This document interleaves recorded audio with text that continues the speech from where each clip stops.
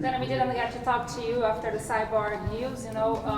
What did you really make you have the decision to release her? Was that video that she posted related to your decision? Just a lot of things, you know. Dealing with her has been a nightmare the entire time she's been here. You know, and I said the other day in the interview with Laura, there was a lot of controversy bringing her in the first place at that time. And when I did the interview with Laura, we really didn't mention the whole her lying on the video about what I said. Her production team lying about what I said on the video. It's just been it's been a bad experience dealing with Cyborg from day one. You know, we brought her in after she tested positive for steroids and got done with that. We made her a clean athlete with the best drug testing policy in all of sports the entire time she was here, which when she talks about her legacy and her brand, right? Her legacy and her brand, nothing's better than knowing that she's a clean athlete after testing positive for steroids and all the negativity that surrounded her about being a dirty athlete, right? We bring her in here, we do all this stuff, and she was just never happy. Never happy, complaining about everything. She was a nightmare to deal with. And at the end of the day, she knows, I know, Amanda Nunes knows, I tried to make that Nunes fight. She doesn't want it. She doesn't want it. And she gets mad when I say I don't blame her. I don't blame her. Okay? Because if that was Amanda Nunes last Saturday, I think everybody can agree what would have happened in that fight. Right? So she's unhappy, we're unhappy. She lies and does that thing. See you later. Have a nice life. She did post an apology though. Like, was that enough to make peace between you two?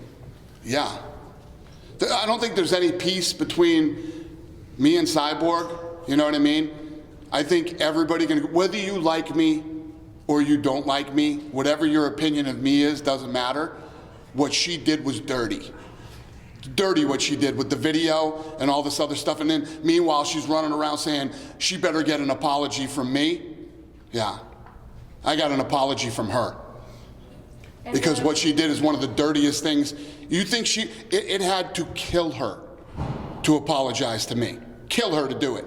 But what she did is one of the dirtiest things that you can do to somebody. That's why she apologized. You even mentioned that you would be willing to give her one fight contract to make that rematch with Amanda Nunes. She doesn't want to fight Amanda Nunes. You guys and the fans need to get it into your head that she did everything she could, including doctoring a video, lying about what I said, to avoid fighting Amanda Nunes. The fans need to just, and the media, need to just get it through your heads that all that shit that was going on, oh, he's bullying me. Bullying you? You've been here for 5 years. What are you talking about? You're talking about stuff that happened 5 years ago, right? That was 5 years ago. It was all a smokescreen to not fight Amanda Nunes. She doesn't want that fight. Otherwise, we wouldn't even be having this conversation right now, you know? I don't think there's anybody here. I've had problems over the last 20 years with plenty of fighters. You know what I mean? From Tito Ortiz to Mark Hunt to God knows who else. I can't even think off the top of my head. We always made fights, right? She doesn't want to fight Amanda Nunes. Lastly, for me, it's just what can we expect from the featherweight division? You know, is Amanda going to defend the featherweight Yes. belt? Amanda's going to defend both titles just like she always did. Cyborg leaving doesn't matter. We know who the best fighter in the world is at 135 and 145. It's Amanda Nunes. You know, she had the opportunity for her legacy, Cyborg's legacy, to get that fight again. She doesn't want it, right? So we will continue to bring in the best fighters in the world and put them up against Amanda Nunes at 135 and 145 pounds, and she will continue to build her legacy. Looking back to the last 5 years, if you could, would you do something different in relation to Cyborg? No, I wouldn't do anything different. The one thing that I'm glad I did is I pushed her to make sure that she fought Amanda Nunes, because she didn't want that fight the first time, let alone the second time. And I said that in that interview. She wanted Cindy Danois or Pam Sorensen. Those are the fights she wanted, and she was turning down Amanda Nunes. And I said, that's not going to happen. So we kept pushing and pushing and pushing, and finally we got her to take the Amanda Nunes fight. So I'm happy that I did that. Other than that, no, I wouldn't change one thing in the last 5 years with Cyborg. And then she was offered the rematch and didn't want it. Oh, I'm sorry, did you just get here? No, I know you keep telling us that, but I'm saying, like, specifically, you offered it, right? Because, like, in the video, we saw you tell her, hey, we want to make this fight. Amanda tweeted, hey, I want this fight. So it supported what you were saying all along, right? Yes. What you're reiterating now. Right. I just want to make it, clear that that's exactly what happened. I just said to her, you reporters and fans need to get it through your heads that I tried to make this fight. She does not want this fight. She doesn't want this fight. Doesn't want it. I believe you, sir. So if I'm lying, she can call tomorrow and we'll make that fight. She will not call tomorrow, and that fight will not be made because she does not want to fight Amanda Nunes. So you still work with her if she take that fight? She won't take the fight. But the answer is yes. On a one fight? My job is to take that. She won't do a one-fight deal. She will not fight Amanda Nunes. She will not fight Amanda Nunes on a half-a-fight deal. That would mean you can yell this direction. Oh, that was you? Oh, sorry. She will not fight Amanda Nunes on a one-fight, 10-fight, half-a-fight deal.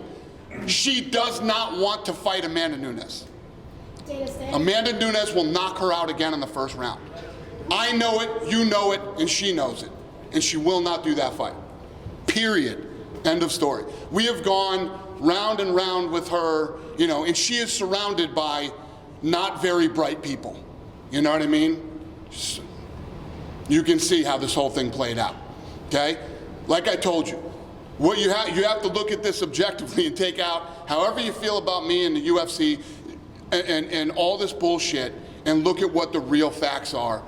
The fact is, all of this was said and done to avoid fighting Amanda Nunes, and she could walk away and look like, oh, they bullied me and this and that, and doctoring the video that they doctored and lying and all the things that they've done leading up to here, Cyborg likes to play that she's this really nice person and she's being bullied and all this other bullshit.